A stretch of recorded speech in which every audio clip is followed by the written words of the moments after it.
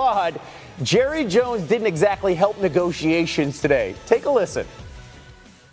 The agent is not a factor here of something to worry about.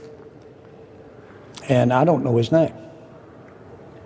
And so my point is that I'm not trying to demean him in any way, but this isn't about an agent. I'm the one who has to sign the check, and Michael's the one that has to agree to it. So that's the straightest way to get there is the one writing the check and the one agreeing to it talking.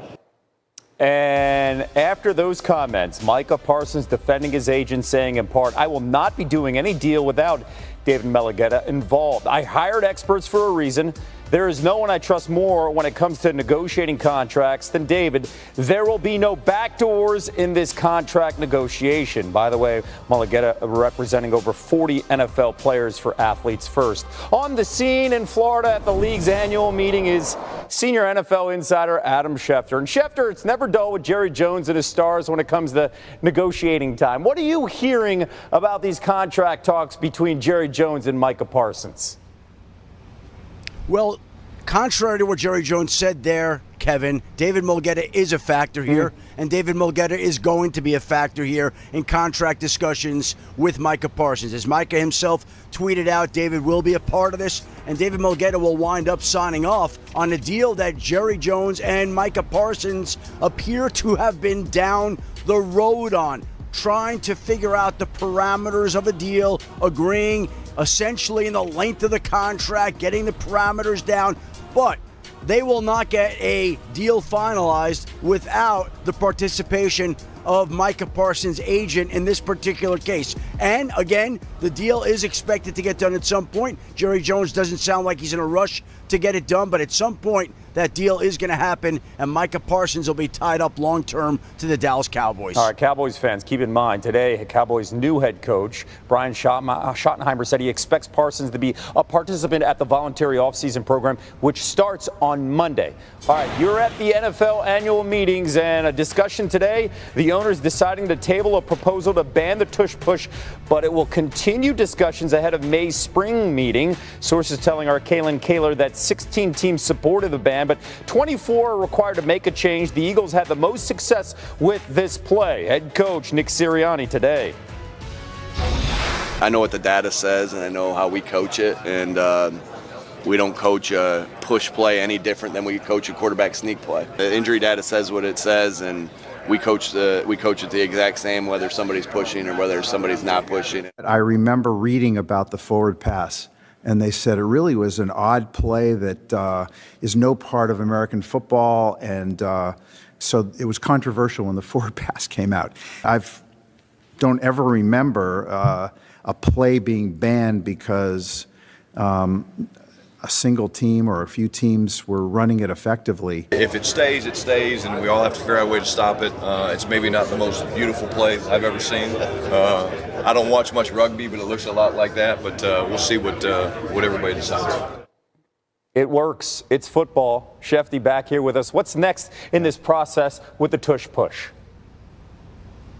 Kevin, despite all those voices, the most important voice belongs to Roger Goodell. And the NFL commissioner told reporters this afternoon that he had some hesitation. You can read between the lines of what he was saying. Conversations are going to continue. He said there was no actual injury data, but that they were trying to be proactive and get ahead from a player being injured in this particular play. He said that they were interested in going back to the way the rule was pre-2004, when players were not allowed to push players the way the Eagles have done so masterfully in recent years with the play now known as the tush push. And so conversations will continue at the league meetings in May in Minneapolis. But the fact that this was tabled and not rejected today tells you that there's a real chance that we've seen the last of the tush push, and your Philadelphia Eagles are going to have to find a different play on 3rd and short, 4th and short, goal line plays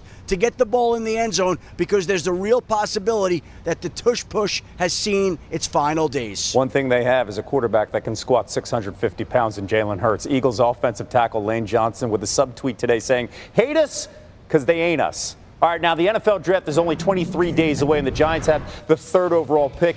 And it could go many different ways. They need a franchise quarterback after Daniel Jones didn't work out, but they did sign Russell Wilson and Jameis Winston this offseason.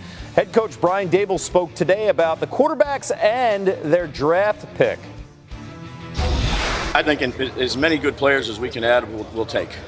So right now we have the 3 guys in the quarterback room. We'll see what happens here over the next, call it month, if you will. And, whoever's in that room, we'll do the best job we can of coaching them up. We saw you dapping up Shedeur Sanders. You obviously have a relationship there. What have you got to know about him so far as a person? Yeah, again, I respect the question. Just relative to the guys in the draft and the draft picks and the evaluation process of these guys, I'll keep all that stuff in-house right now.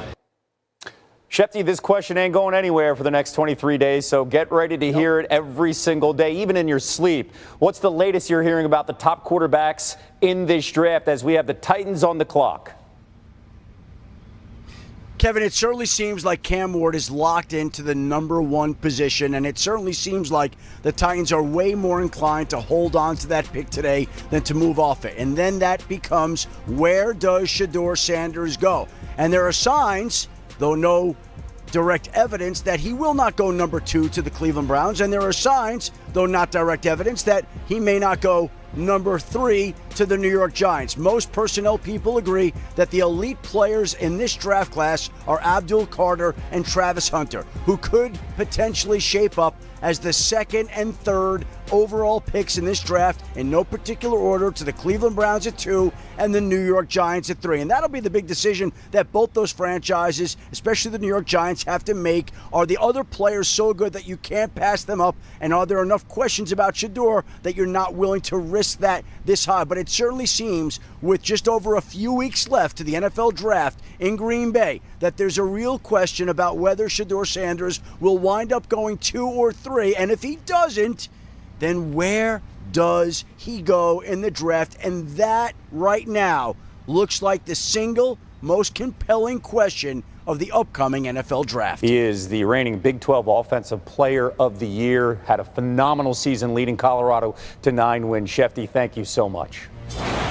A handful of uncertainty for some teams at quarterback, especially in Pittsburgh, where the Steelers are still waiting to see if Aaron Rodgers will sign on. Rodgers worked out with new Steelers wide receiver DK Metcalf, and owner Art Rooney II was asked about it today. I would say it was a good sign that he wanted to do that, and when we keep hearing that, he's I guess headed in our direction, and so that seems to be all signs are positive so far.